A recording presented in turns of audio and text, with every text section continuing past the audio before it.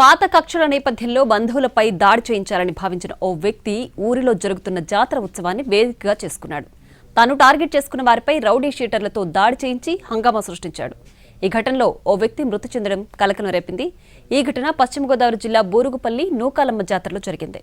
పశ్చిమ గోదావరి జిల్లా యలమంచిలి మండలం బూరుగుపల్లిలో నూకాలమ్మ జాతరలో రౌడీ షీటర్ల కార్లతో హంగామా చెలరేగింది.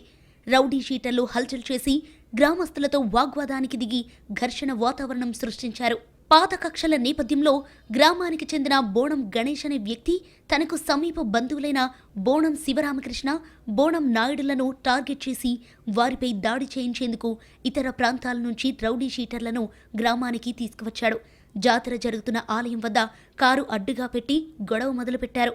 జాతరకు వచ్చే జనానికి కారు అడ్డుగా ఉంది, తొలగించాలంటూ స్థానికులకు గణేష్కు మధ్య గొడవ మొదలైంది. ఇదే అదునుగా గణేష్తో పాటు అతనితో వచ్చిన భీమారానికి చెందిన 6 రౌడీ షీటర్లు గ్రామస్తులతో ఘర్షణకు దిగారు.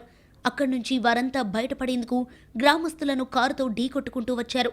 ఇదే సమయంలో గ్రామానికి చెందిన 75 ఏళ్ల దేవరపు వీరస్వామి తీవ్రంగా గాయపడ్డాడు. పాలకొల్లు ప్రభుత్వ ఆసుపత్రికి తరలిస్తుండగా మార్గమధ్యంలో వీరస్వామి మృతి చెందాడు.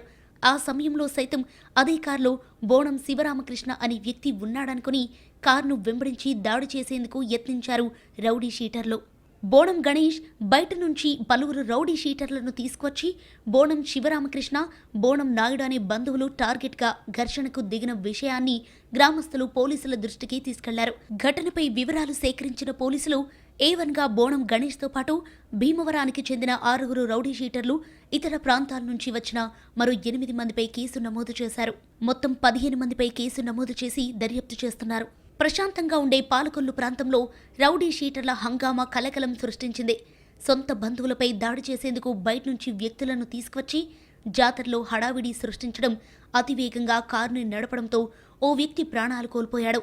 ప్రశాంతంగా ఉండే గ్రామాల్లో రౌడీ మూకల వ్యవహారంపై పోలీసులు దృష్టి పెట్టారు. ఘటనకు సంబంధించి దర్యాప్తు మొదలు పెట్టడంతో మరిన్ని విషయాలు వెలుగు చూడనున్నాయి.